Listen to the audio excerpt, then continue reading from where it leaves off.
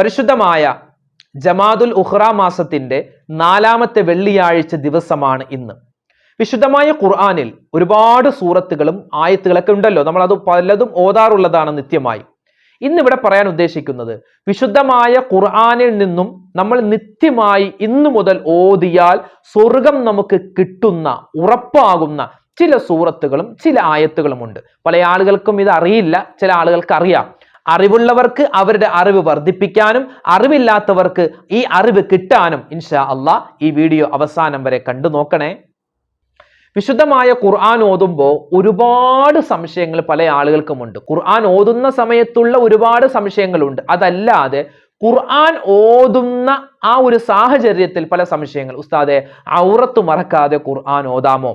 തല മറക്കാതെ ഖുർആൻ ഓതാമോ? ഞങ്ങളിൽ പല ആളുകളും മൊബൈലിൽ നോക്കിയാണ് ഖുർആൻ ഓതുന്നത്. മൊബൈലിൽ നോക്കി ഓതുന്ന സമയത്ത് വുളു വേണോ?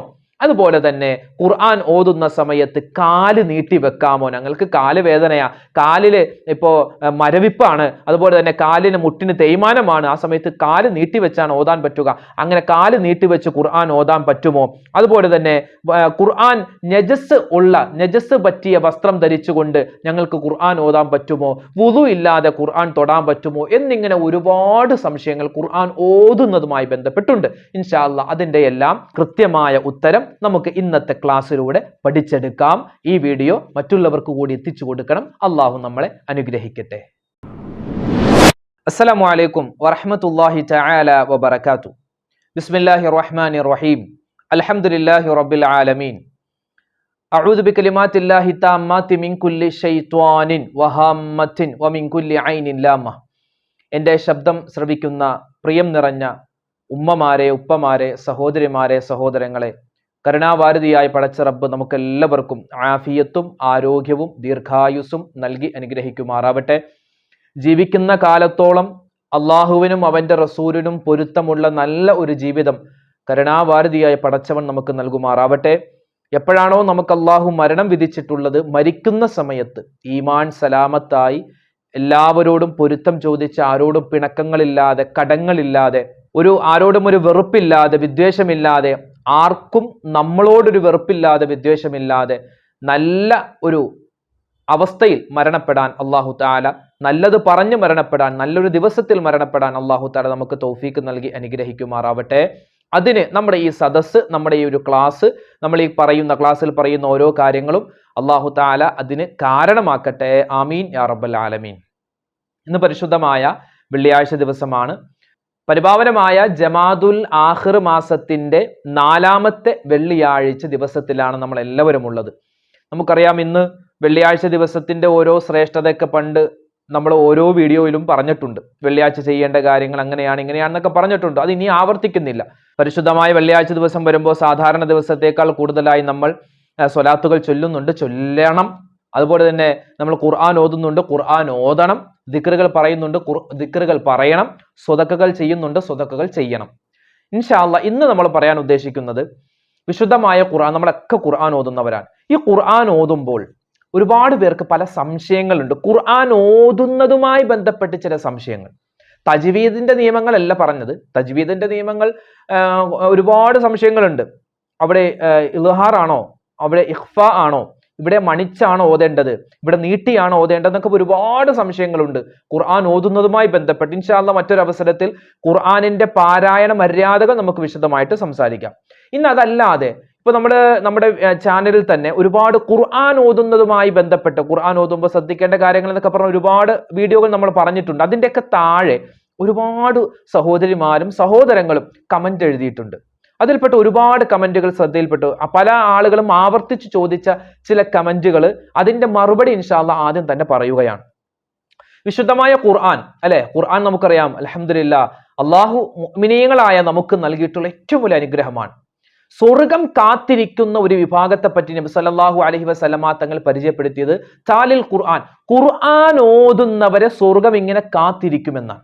അതിൽ നിന്ന് ഒരു ഉദാഹരണം മഹത്തുക്കളായ പണ്ഡിതന്മാർ പറയുന്നത് നമ്മളിത് മുമ്പ് പറഞ്ഞിട്ടുണ്ട്. അതായത് ഒരു പുതുമണവാട്ടി മണിയറിൽ ഇരുന്നിട്ട് മണവാളനെ, ആ പുതുമാരനെ കാത്തിരിക്കുന്നത് പോലെ, അല്ലെങ്കിൽ പുതുമാരൻ മണിയറയിൽ ഇരുന്നിട്ട് മണവാട്ടിയെ കാത്തിരിക്കുന്നത് പോലെ വല്ലാത്തൊരു ആകാംക്ഷയിൽ സ്വർഗം ഇങ്ങനെ കാത്തിരിക്കും. ആരെ? ഖുർആൻ ഓതുന്നവരെ. അള്ളാഹുവെ പടച്ചവനെ, ഖുർആൻ ഓതി ആ സ്വർഗം കാത്തിരിക്കുന്നവരുടെ കൂട്ടത്തിൽ ഞങ്ങൾ നീ ഉൾപ്പെടുത്തണേ റഹ്മാനെ, ആമീൻ യാ റബ്ബൽ ആലമീൻ. ഇനി നമുക്ക് ചില സംശയങ്ങളിലേക്ക് കിടക്കാം. അപ്പൊ ഖുർആൻ ഓതുന്നവർക്ക് വലിയ മഹത്വം ഉണ്ട് എന്ന് പറഞ്ഞു. ഇവിടെ പല സഹോദരന്മാരും ചോദിച്ചത്, ഉസ്താദെ ഞങ്ങളിപ്പോ ഒരു മരണ വീട്ടിൽ പോയാൽ, അല്ലെങ്കിൽ ഇപ്പോൾ ഹോസ്പിറ്റലിൽ ഞങ്ങൾ ഇരിക്കുകയാണ്, ഹോസ്പിറ്റലിൽ ഇരിക്കും, അപ്പോൾ ഡോക്ടറെ കാണാൻ വേണ്ടി ഒരുപാട് സമയം ഇങ്ങനെ വെയിറ്റ് ചെയ്യുന്ന സമയത്ത്, അങ്ങനെ ഒരു വെയിറ്റ് ചെയ്യുന്ന ഒരുപാട് സമയങ്ങളുണ്ടല്ലോ. പല സന്ദർഭത്തിൽ നമുക്ക് ഒരുപാട് നേരം വെയിറ്റ് ചെയ്യേണ്ടി വരും. ഇപ്പൊ ട്രെയിൻ വരാൻ വൈകി, അല്ലെങ്കിൽ ബസ് വരാൻ വൈകി, അല്ലെങ്കിൽ നമ്മൾ ഒരാളെ കാത്തിരിക്കുന്നു. അങ്ങനെയുള്ള സമയങ്ങളിലൊക്കെ ഞങ്ങൾ ഖുർആൻ ഓതാറുണ്ട് ഉസ്താദ്. മൊബൈലിൽ ഇപ്പോൾ മൊബൈലിൽ ഖുർആൻ എല്ലാ മൊബൈലിലും അല്ലെ നമുക്ക് വിശുദ്ധമായ ഖുർആനിന്റെ ആപ്പ് കിട്ടും, അതിലൊക്കെ എല്ലാവരും ഓതുന്നവരാണ്. അപ്പൊ ഈ ഖുർആൻ മൊബൈൽ നോക്കി ഓതുന്ന സമയത്ത് ഞങ്ങൾക്ക് വുളു വേണോ? ഇത് നമ്മൾ ഒരുപാട് വട്ടം പറഞ്ഞതാണ്, വീണ്ടും ആവർത്തിക്കുകയാണ്. മൊബൈലിൽ നമ്മൾ ഓതുന്ന സമയത്ത് നമുക്ക് വുളു വേണം എന്ന് നിർബന്ധം ഇല്ല. വുളു ഇല്ലാതെ നമുക്ക് മൊബൈലിൽ നോക്കി ഓതാം. അപ്പൊ ചില ആളുകൾ ചോദിക്കും, ഉസ്താദ് അത് ഖുർആൻ അല്ല, അപ്പൊ നമ്മളിങ്ങനെ പിടിക്കുമ്പോൾ അത് ഖുർആൻ പിടിക്കുന്നത് പോലെയല്ല. അല്ല, അങ്ങനെയല്ല. കാരണം മൊബൈൽ എന്ന് വെച്ചാൽ അതില് ഖുർആൻ മാത്രമല്ലല്ലോ, ഒരുപാട് ഫങ്ഷൻസ് ഉണ്ട്, ഒരുപാട് ആപ്ലിക്കേഷൻ ഉണ്ട്, ഒരുപാട് കാര്യങ്ങൾ നമ്മൾ ചെയ്യുന്നതാണ്. അതിന്റെ കൂട്ടത്തിൽ ഖുർആനും ഉണ്ട് എന്ന് മാത്രം. അപ്പൊ അങ്ങനെയാണെങ്കിൽ നമുക്കിപ്പോ ഖുർആൻ മനഃപ്പാടമാക്കിയ ഒരാളെ നമുക്ക് തൊടാൻ പറ്റില്ലല്ലോ. അയാളുടെ മനസ്സിലും അയാളുടെ ഹൃദയത്തിലും ഖുർആൻ ഇല്ലേ? അപ്പോ ഖുർആൻ തനിച്ച് ഖുർആൻ എടുക്കുന്നുവെങ്കിൽ നമുക്ക് എന്ത് വേണം? അതിന് വുളു വേണം, നിർബന്ധമാണ് ശാഫിഈ മദ്ഹബ് പ്രകാരം. പിന്നെ അപ്പോ മൊബൈൽ നോക്കി ഓതുന്ന സമയത്ത് നമുക്ക് എന്ത് വേണ്ട? വുളു വേണ്ട. വുളു ഇല്ലാതെ ഓതാം, പക്ഷെ വുളു ഉണ്ടായിരിക്കൽ അദബാണ്, മര്യാദയാണ്. അത് നമ്മൾ പ്രത്യേകം പാലിക്കുക.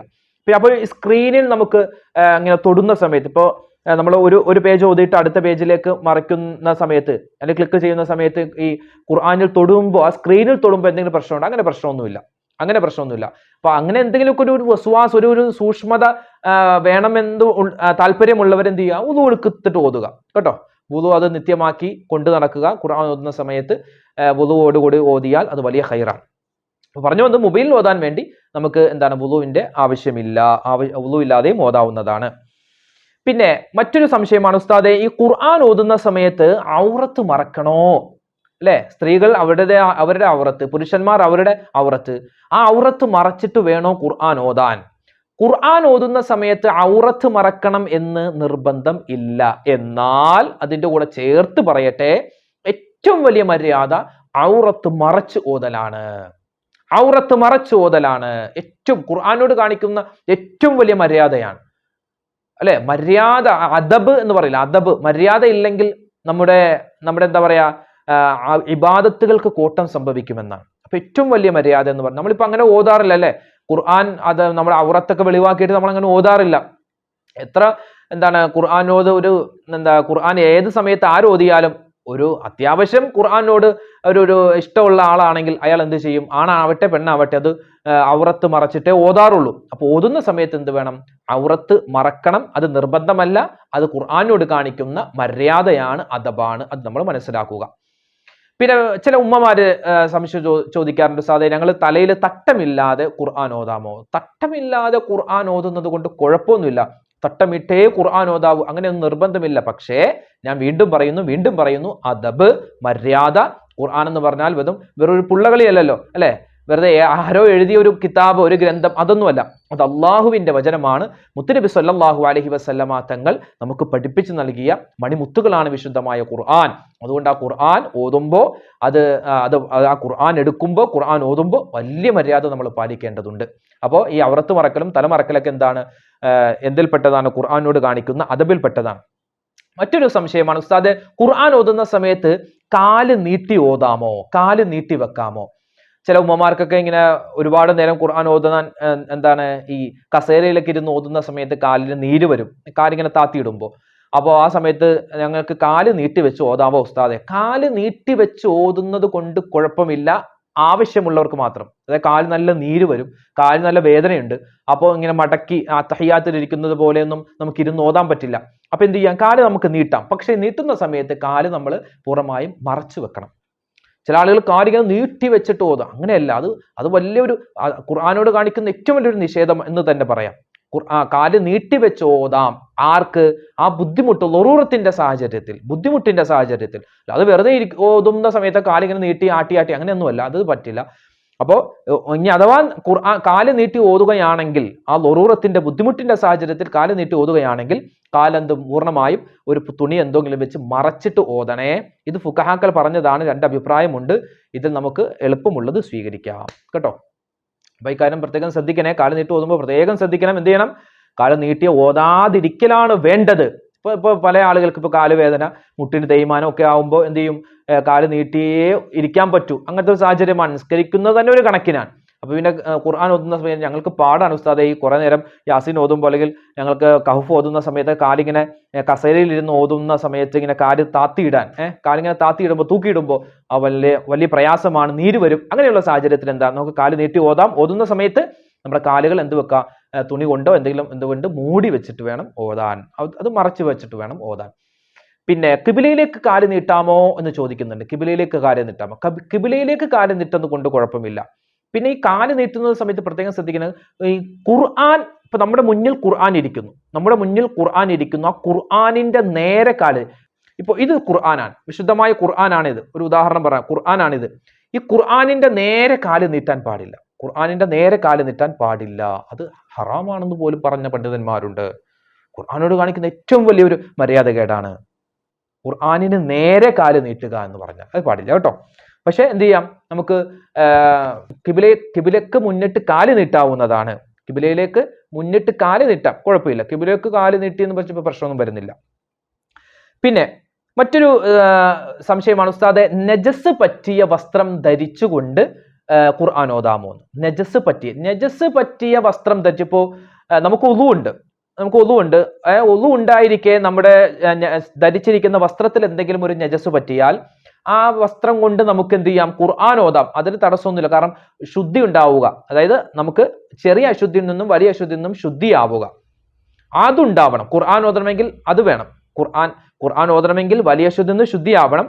പിന്നെ ഖുർആൻ തൊടണമെങ്കിൽ ചെറിയ അശുദ്ധി, അതായത് ഉളു ഉണ്ടാവണം. ഞാൻ പറഞ്ഞ ഇങ്ങനെയാണ്. അതായത് ഖുർആൻ ഓതണമെങ്കിൽ എന്ത് വേണം? ഖുർആൻ ഓതണമെങ്കിലും ഖുർആൻ തൊടണമെങ്കിലും വലിയ അശുദ്ധി, അതായത് ജനാബത്തുകാരൻ ആവാൻ പാടില്ല, അതുപോലെ ഹൈലുകാരിയാവാൻ പാടില്ല, നിഫാസുകാരിയാവാൻ പാടില്ല. ആ നിഫാസും ഹൈലും ജനാബത്തൊക്കെ അവർ നിയ്യത്ത് വെച്ച് കുളിച്ചതിന് ശേഷമേ ഖുർആൻ ഓതാനും ഖുർആൻ തൊടാനും എടുക്കാനും പാടുള്ളൂ. അതൊരു കാര്യം. പിന്നെ വുളു ഇല്ലാതെ നമുക്ക് എന്ത് ചെയ്യാം? ഖുർആൻ ഓതാം, പക്ഷെ എടുക്കാൻ പാടില്ല.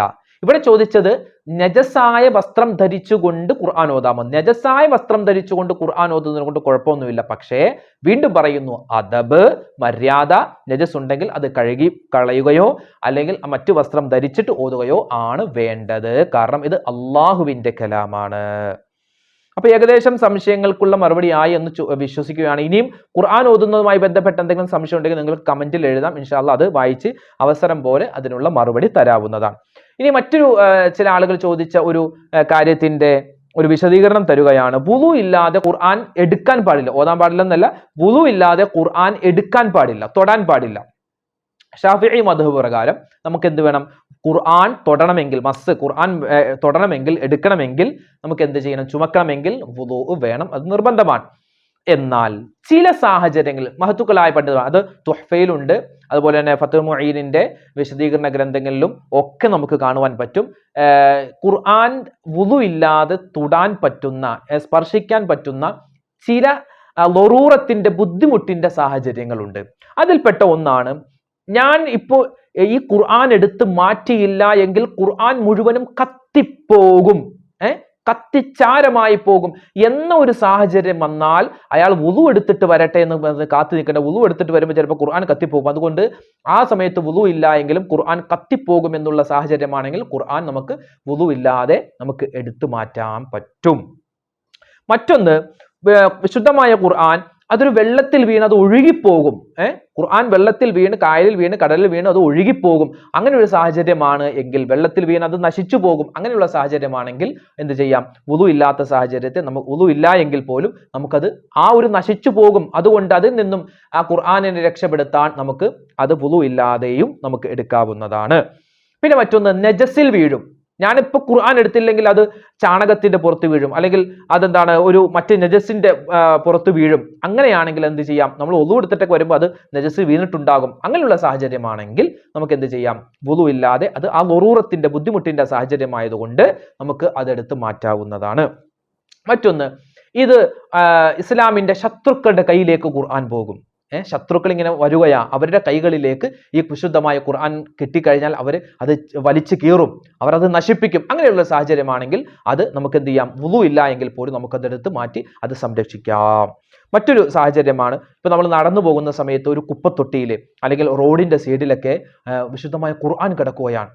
പെട്ടെന്ന് നമ്മൾ ഒതുക്കെ എടുത്തിട്ട് വരട്ടെ എന്ന് പറഞ്ഞിരിക്കുമ്പോൾ അത് എന്തെങ്കിലും അതിന് ഒരു പോരായ്മ, എന്തെങ്കിലും അബദ്ധം സംഭവിക്കും. അപ്പൊ എന്ത് ചെയ്യാം? നമുക്ക് ആ സമയത്ത് പെട്ടെന്ന് കാണുമ്പോൾ നമ്മൾ എന്ത് ചെയ്യുക? ആ ഒരു സാഹചര്യത്തിൽ നമുക്കത് ഖുർആൻ എടുത്ത് സുരക്ഷിതമായ ഒരു സ്ഥലത്ത് വെക്കണം എന്നാണ്. മറ്റൊന്ന്, ഉപേക്ഷിക്കപ്പെട്ട, നമ്മളിപ്പോ പറഞ്ഞതുപോലെ ഉപേക്ഷിക്കപ്പെട്ട ഖുർആൻ, അതായത് എവിടെയോ ഇങ്ങനെ എന്താണ് കുറെ, ഇപ്പൊ ചില സമയത്ത് ഈ ആക്രിക്കട എന്ന് പറയും, ആക്രിക്കട, ഈ പഴയതൊക്കെ കൊടുക്കുന്ന സ്ഥലം. അത് പണ്ട് എനിക്കൊരു അനുഭവം ഉണ്ടായത്, ഞാനിപ്പോൾ ഇങ്ങനെ പഠിച്ചു 10ാം ക്ലാസ് ഒക്കെ കഴിഞ്ഞ് അതിൻ്റെ നോട്ട് ബുക്കും കാര്യങ്ങളൊക്കെ എടുത്ത് പഴയ കടയിൽ കൊണ്ടുപോയി കൊടുത്ത സമയത്ത് അവിടെ, അന്ന് അങ്ങനെയായിരുന്നല്ലോ, എന്തെങ്കിലും ഒരു 10 രൂപ 20 രൂപ കിട്ടണമെങ്കിൽ ഈ പഴയ ബുക്കുകളും അതുപോലെ തന്നെ കുപ്പിയും സാധനങ്ങളൊക്കെ എടുത്ത് കടയിൽ കൊണ്ടുപോയി വിറ്റിട്ട് അതിൽ നിന്ന് കുറച്ച് പൈസ കിട്ടും, അതുകൊണ്ട് ചെറിയ കാര്യങ്ങളൊക്കെ കാണുന്ന പരിപാടി ഉണ്ടായിരുന്നു. അപ്പോ ആ ഒരു സാഹചര്യത്തിൽ ഈ ബുക്ക് 10ാം ക്ലാസ്സിലെ അതുപോലെ തന്നെ മറ്റു ക്ലാസ്സുകളിലെ ബുക്കുകൾ ഇങ്ങനെ, അതുപോലെ പത്രം ഒക്കെ എടുത്ത് ഇങ്ങനെ കൊടുക്കുന്ന സാഹചര്യത്തിൽ മദ്രസ കിതാബും അതുപോലെ തന്നെ ഖുർആനും ഇങ്ങനെ ഈ വേസ്റ്റ്, അതായത് പഴയ പത്രവും അതുപോലെ നോട്ട് ബുക്കൊക്കെ ഇങ്ങനെ വലിച്ചെറിയുന്ന ഒരു സ്ഥലത്ത് ഇങ്ങനെ കിടക്കുന്നത് കണ്ടപ്പോൾ ഞാൻ എടുത്ത് മാറ്റിയ ഒരു സാഹചര്യം ഞാൻ ഇപ്പോഴും ഓർക്കുന്നുണ്ട്. അപ്പോൾ അങ്ങനെ ഒരിക്കലും ഉണ്ട്. അങ്ങനെയുള്ള സാഹചര്യത്തിൽ നമ്മൾ ഒന്നും ഒതുക്കെടുത്തിട്ട് വരാം, അങ്ങനെയല്ല, അപ്പൊ തന്നെ എടുത്ത് മാറ്റേണ്ടതാണ്. അപ്പൊ വിശുദ്ധമായ ഖുർആൻ അത് ഓതുന്നത് പ്രതിഫലമാണ്, ഖുർആൻ നോക്കി നിൽക്കുന്നത് പ്രതിഫലമാണ്, ഒരുപാട് പ്രതിഫലം നമുക്ക് ഖുർആൻ കൊണ്ട് കിട്ടും. അപ്പൊ ഇനി ഖുർആൻ ഓതുന്നതുമായി ബന്ധപ്പെട്ട് ഒരുപാട് കാര്യങ്ങൾ പറയാനുണ്ട്. ഇൻഷാ അല്ലാഹ് മറ്റൊരു അവസരത്തിൽ വിശദമായിട്ട് പറയാം. ഇനി നമുക്ക് പറയാനുള്ളത് നമ്മുടെ വിഷയത്തിന്റെ മറ്റൊരു ഭാഗമാണ് വിശുദ്ധമായ ഖുർആൻ. അത് നമ്മൾ സ്വർഗത്തിൽ കടക്കാം, അല്ലെ? സ്വർഗം കാത്തിരിക്കും എന്നല്ലേ നമ്മൾ പറഞ്ഞത്. അപ്പൊ ഈ സ്വർഗം കാത്തിരിക്കുന്ന സമയത്ത് ഈ വെറുതെ ഖുർആൻ നോക്കുന്ന ആൾക്കല്ല സ്വർഗം, വെറുതെ ഖുർആൻ എടുക്കുന്ന ആൾക്കല്ല സ്വർഗം. ഖുർആൻ അത് എടുത്ത് കൈകൾ കൊണ്ടെടുത്ത് ഓതുന്നവർക്കാണ് സ്വർഗം. എങ്ങനെ ഓതണം? ചില ആയത്തുകളും ചില സൂറത്തുകളും നിത്യമായി നമ്മൾ ഓതിക്കഴിഞ്ഞാൽ സ്വർഗം നമ്മെ കാത്തിരിക്കുന്നതാണ്.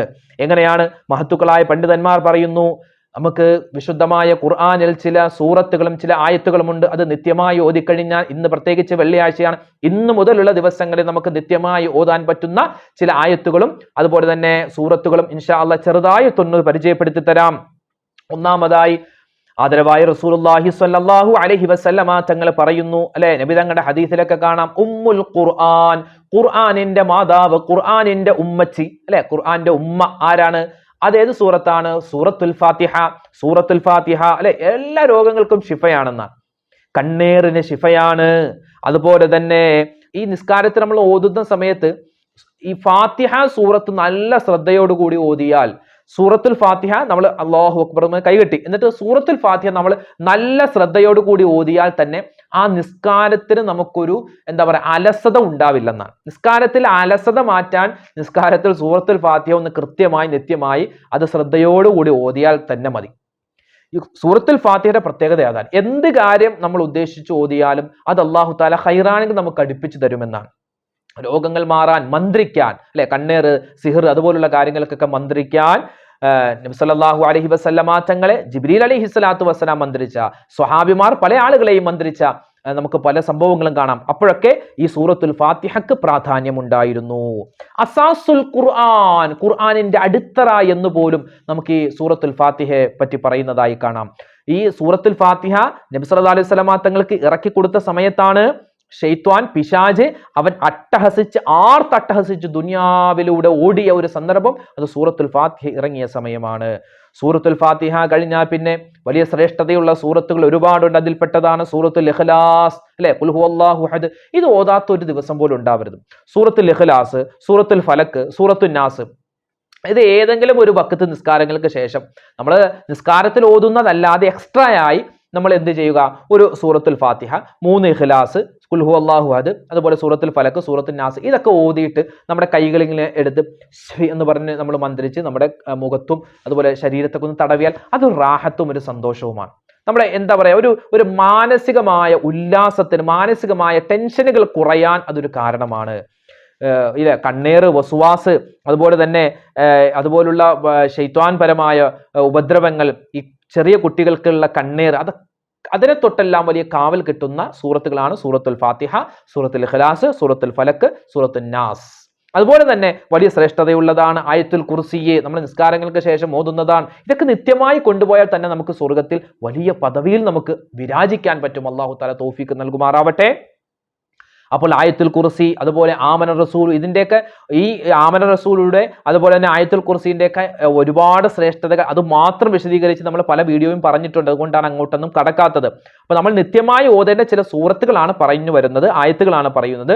സൂറത്തുൽ ഫാത്തിഹയുടെ കാര്യം പറഞ്ഞു, അതുപോലെ തന്നെ ആയത്തുൽ കുർസി, ആമന റസൂൽ, അതുപോലെ തന്നെ നമുക്ക് ആദരവായ റസൂലുള്ളാഹി സ്വല്ലല്ലാഹു അലൈഹി വസല്ലമ തങ്ങൾ പറയുകയാണ്, വിശുദ്ധമായ ഖുർആനിൽ സൂറത്തുൽ ബഖറയിൽ 2 ആയത്തുകളുണ്ട്. മൻ ഖറഅഹ, ആരെങ്കിലും അത് ഓതിക്കഴിഞ്ഞാൽ, മൻ ഖറഅഹ ഫീ ലൈലത്തിൻ കഫത്താൻ, ഒരു രാത്രി ഒരു മനുഷ്യൻ ഈ 2 ആയത്തുകൾ ഓതിക്കഴിഞ്ഞാൽ അവനിക്കത് മതിയടോ, അവനിക്കത് മതി രക്ഷപ്പെടാൻ, അവനിക്കത് മതി എന്നാണ് നബി സല്ലല്ലാഹു അലൈഹി വസല്ലമ തങ്ങൾ പറയുന്നത്. മറ്റൊരു ഹദീസിൽ കാണാം, ഖുർആനിലെ ആയത്തുകളിൽ ഏറ്റവും ശ്രേഷ്ഠമായത് ആയത്തുൽ കുർസി, അത് ആയത്തുൽ കുർസിയാണ് ശ്രേഷ്ഠമായ ആയത്ത്. നിസ്കാരങ്ങൾക്ക് ശേഷം, ഓരോ ഫർദ് നിസ്കാരങ്ങൾക്ക് ശേഷം ആയത്തുൽ കുർസി നിത്യമാക്കുന്ന ആളുകൾക്ക് സ്വർഗത്തിൽ പോവാൻ മരണം മാത്രമാണ് തടസ്സം. മരിച്ചു കഴിഞ്ഞാൽ പിന്നെ നേരെ സ്വർഗത്തിലേക്കാണ്. അല്ലാഹു തആല തൗഫീഖ് നൽകട്ടെ. അതുപോലെ തന്നെ മറ്റൊരു വലിയ ശ്രേഷ്ഠതയുള്ള സൂറത്താണ് അല്ലെ സൂറത്തുൽ കഹ്ഫ്. ഇന്ന് വെള്ളിയാഴ്ച അല്ലേ, സൂറത്തുൽ കഹ്ഫ്. അത് സൂറത്തുൽ കഹ്ഫ് മുഴുവനായും ഓതൽ ഏറ്റവും ഖൈറാൻ. മുഴുവനായും ഇപ്പൊ ഉമ്മമാർക്കൊക്കെ സംബന്ധിച്ചിടത്തോളം അവർക്കിപ്പോൾ ഒരുപാട് ജോലി തിരക്കുണ്ടാവും. അതിന്റെ ഇടയ്ക്ക് സൂറത്തുൽ കഹ്ഫൊക്കെ മൊത്തം ഓതാൻ പറ്റുന്ന ഒരു സാഹചര്യം ഉണ്ടാക്കിയെടുക്കണം, അങ്ങനെ ഓതണം. ഇനി അങ്ങനത്തെ ഒരു സാഹചര്യം ഇല്ല എങ്കിൽ എന്ത് ചെയ്യാം, മൻ ഹഫിൽ 10 ആയാത്തിൻ മിൻ സൂറത്തുൽ കഹ്ഫ്, മൻ ഖറഅ എന്നുണ്ട്, ഹഫിള എന്നുണ്ട്. അതായത് സൂറത്തുൽ കഹ്ഫിന്റെ ആദ്യത്തെ 10 ആയത്ത് ഓതിയാൽ, അല്ലെങ്കിൽ പഠിച്ചാൽ, കാണാതെ ആക്കിയാൽ എന്താണ് അവനിക്ക് കിട്ടുന്നത്, ഉസിമ മിനദ് ദജ്ജാൽ, ദജ്ജാലിന്റെ ഉപദ്രവത്തിൽ നിന്നുള്ള കാവൽ കിട്ടുമെന്നാണ്. പിന്നെയോ സൂറത്തുൽ വാഖിഅ, സൂറത്തുൽ വാഖിഅയുടെ ഒരുപാട് ശ്രേഷ്ഠത നമ്മൾ പറഞ്ഞിട്ടുണ്ട് അല്ലെ. ദാരിദ്ര്യ രോഗം ഏവനും ഭയക്കുന്ന, ദാരിദ്ര്യത്തെ തൊട്ടുള്ള ഏറ്റവും വലിയ കാവൽ എന്താണ്, ഈ ഒരു സൂറത്തുൽ വാഖിഅ. അത് ഓതിയാൽ അല്ലാഹു തആല ദുനിയാവിലെ ദാരിദ്ര്യം, ആഖിറത്തിലെ ദാരിദ്ര്യം, ആഖിറത്തിലെ ദാരിദ്ര്യം എന്ന് പറഞ്ഞാൽ ആഖിറത്തിലും ദാരിദ്ര്യം ഉണ്ടാവും. എങ്ങനെയാ, മീസാൻ എന്ന ത്രാസിൽ നന്മയും തിന്മയും തൂക്കുന്ന സമയത്ത് ഈ നന്മയുടെ തട്ട് ഇങ്ങനെ മുകളിലും തിന്മയുടെ തട്ട് താഴെയും, അതായത് ദാരിദ്ര്യമാണ് എവിടെ, നന്മയില്ലാത്തതിന്റെ ദാരിദ്ര്യം വരുമ്പോൾ ആ ഒരു സമയത്തുള്ള ദാരിദ്ര്യം പരിഹരിക്കപ്പെടാൻ നമുക്ക് എന്താണ് സൂറത്തുൽ വാഖിഅ മതിയാകുന്നതാണ്. പിന്നെ സൂറത്തുൽ മുൽക്ക്, സൂറത്തുൽ മുൽക്കിന്റെ ശ്രേഷ്ഠതയൊക്കെ നമ്മൾ ഈ കഴിഞ്ഞ ആഴ്ച നമ്മൾ പഠിച്ചതാണ്, നമ്മൾ പറഞ്ഞതാണ്. ഖബറിന്റെ ശിക്ഷയെ തൊട്ടുള്ള രക്ഷയാൻ. ഇന്ന ഫിൽ ഖുർആനി 30 ആയ അല്ലെ. നബി സല്ലല്ലാഹു അലൈഹി വസല്ലമ തങ്ങളുടെ ഒരു ഹദീസിൽ കാണാം, വിശുദ്ധമായ ഖുർആനിൽ ഒരു സൂറത്തുണ്ട്, 30 ആയത്തുള്ള സൂറത്താണ്. ഷഫാഅത്തുൽ റജുലിൻ, അത് പാരായണം ചെയ്യുന്നവനിക്ക് വേണ്ടി ആ സൂറത്ത് ഷഫാഅത്ത് ചെയ്യും. വഹിയ തബാറക്കല്ലദി, അത് തബാറക്കല്ലദി എന്ന് തുടങ്ങുന്ന സൂറത്തുൽ മുൽക്കാണ് എന്ന് നമുക്ക് ഹദീസിൽ കാണാം. അതുപോലെ സൂറത്തു തഹ്രീം, സൂറത്തുൽ ഫത്ഹ്, സൂറത്തുൽ ഫത്ഹിന്റെ അവസാനത്തെ ആയത്ത് മുഹമ്മദുർ റസൂലുള്ളാഹ് വല്ലദീന മഅഹു അശിദ്ദാഉ അലൽ കുഫാരി റുഹമാഉ ബൈനഹും എന്ന് തുടങ്ങുന്ന ആ മുഹമ്മദ് റസൂലുള്ളാഹ് എന്നുള്ള ആ ഒരു ആയത്ത് വലിയ ശ്രേഷ്ഠതയുള്ള ആയത്താണ്. അതുപോലെ സൂറത്തുൽ മുസമ്മിൽ, ഭാര്യ ഭർത്താക്കന്മാർക്കിടയിൽ സ്നേഹവും ഐക്യവും ഉണ്ടാവാൻ സൂറത്തുൽ മുസമ്മിൽ. സൂറത്തുർ റഹ്മാൻ അല്ലെ, സൂറത്തുർ റഹ്മാൻ, നമ്മുടെ ദുന്യവയായ ലോകത്ത് ഒരു പ്രയാസ പ്രതിസന്ധി ഇല്ലാതെ ഒരു ഒഴുക്കിലങ്ങോട്ട് ആ റാഹത്തായ ഒരു ജീവിതം കിട്ടാൻ സൂറത്തുർ റഹ്മാൻ. സൂറത്തുൽ ദുഹ, സൂറത്തുൽ ശറഹ് അല്ലെ, നമ്മുടെ കുട്ടികൾക്ക് ഓർമ്മശക്തിയില്ല ഉസ്താദെ, ബുദ്ധി കിട്ടുന്നില്ല, അവർക്ക് പഠിച്ചതൊക്കെ മറന്നു പോകുന്നു, അങ്ങനെയുള്ള പ്രയാസം വരുമ്പോൾ അലം നശ്റഹ് സൂറത്ത് ഓതാം. അതുപോലെ തന്നെ സൂറത്ത് യാസീൻ, അത് മറന്നു പോകണ്ട, സൂറത്ത് യാസീൻ അല്ലെ. എല്ലാ ഈ സൂറത്തുകൾ, ഈ പറയപ്പെട്ട സൂറത്തുകളുടെ മിക്ക സൂറത്തുകളുടെയും ശ്രേഷ്ഠത നമ്മൾ മുമ്പ് പറഞ്ഞിട്ടുള്ളത്, അതുകൊണ്ടാണ് വിശദീകരിക്കാത്തത്. അപ്പൊ നിത്യമായി നമ്മൾ ഓതിക്കഴിഞ്ഞാൽ നമുക്ക് ഈ ഓതിയത് കൊണ്ട് സ്വർഗത്തിൽ ഉന്നതമായ സ്ഥാനം കിട്ടുന്ന, പ്രതിഫലം കിട്ടുന്ന ചില ആയത്തുകളും സൂറത്തുകളും വെറുതെ ഒന്ന് ഓടിച്ച് പറഞ്ഞു എന്ന് മാത്രം. അതുപോലെ തന്നെ ഖുർആൻ ഓതുന്ന സമയത്തുണ്ടാകുന്ന ചില സംശയങ്ങളൊക്കെ അത് നമ്മൾ പറഞ്ഞിട്ടുണ്ട്, അതിൻ്റെ ഉത്തരം പറഞ്ഞിട്ടുണ്ട്. ഇനിയും എന്തെങ്കിലും സംശയങ്ങളൊക്കെ ഉണ്ടെങ്കിൽ, ഖുർആൻ ഓതുന്ന സമയത്തുള്ള ചില സംശയങ്ങൾ ഉണ്ട് എങ്കിൽ നിങ്ങൾ കമൻറ്റായി എഴുതാം. ഇൻഷാ അല്ലാഹ് അതിൻ്റെ ഉത്തരം സാവകാശം നമുക്ക് പറയാം. അല്ലാഹു സുബ്ഹാനഹു തആല നമ്മുടെ ഇന്നത്തെ ക്ലാസ് കബൂലാക്കി അനുഗ്രഹിക്കുമാറാവട്ടെ. ഇതിൽ പറയപ്പെട്ട കാര്യങ്ങൾ അനുസരിച്ച് നമുക്ക് ജീവിതത്തിൽ മുന്നോട്ട് കൊണ്ടുപോകാൻ, നമ്മുടെ ജീവിതം മുന്നോട്ട് കൊണ്ടുപോകാൻ കരുണാവാരിധിയായ പടച്ചവൻ നമുക്ക് തൗഫീക്ക് നൽകുമാറാവട്ടെ. ഒരുപാട് ഉമ്മമാരും ഉപ്പമാരും നമ്മുടെ വീഡിയോകൾക്ക് താഴെ ഒരുപാട് കമന്റുകൾ എഴുതിയിട്ടുണ്ട്. അള്ളാഹു റഹ്മാനായ റബ്ബ് അവരുടെയൊക്കെ മനസ്സിലുള്ള ഹലാലായ മുറാദ് ഹാസിലാക്കുമാറാവട്ടെ. രോഗങ്ങൾക്ക് അള്ളാഹു ഷിഫ നൽകട്ടെ. എല്ലാ പ്രതിസന്ധികളെ തൊട്ടും അള്ളാഹു നമ്മളെ കാക്കുമാറാവട്ടെ. അല്ലെ, പരിശുദ്ധമായ റജബ് വരുന്നു. അൽഹംദുലില്ലാ, റജബ് അടുത്ത ആഴ്ചയോടുകൂടി നമ്മളിലേക്ക് കടന്നു വരികയാണ്. പിന്നെ ഷാബാൻ വരുന്നു, അതുപോലെ അല്ലെ റമദാൻ വരുന്നു. ഒരുപാട് ശ്രേഷ്ഠതയുള്ള സമയങ്ങളാണ്, സന്ദർഭങ്ങളാണ്. ആ സമയത്തൊക്കെ ഒരുപാട് അമൽ ചെയ്യാൻ, അള്ളാഹുലേക്ക് ദുആരക്കാൻ അള്ളാഹു നമുക്ക് തൗഫീക്ക് നൽകി അനുഗ്രഹിക്കുമാറാവട്ടെ. മരണപ്പെട്ടുപോയവർക്ക് അള്ളാഹു തആല മഗ്ഫിറത്ത് നൽകട്ടെ. എല്ലാ പ്രതിസന്ധികളെ തൊട്ടും കരുണാവാരിധിയായ പടച്ചവൻ നമ്മളെ കാക്കട്ടെ. ആമീൻ യാ റബ്ബൽ ആലമീൻ. അസ്സലാമു അലൈക്കും വറഹ്മത്തുള്ളാഹി തആല വബറകാതുഹു.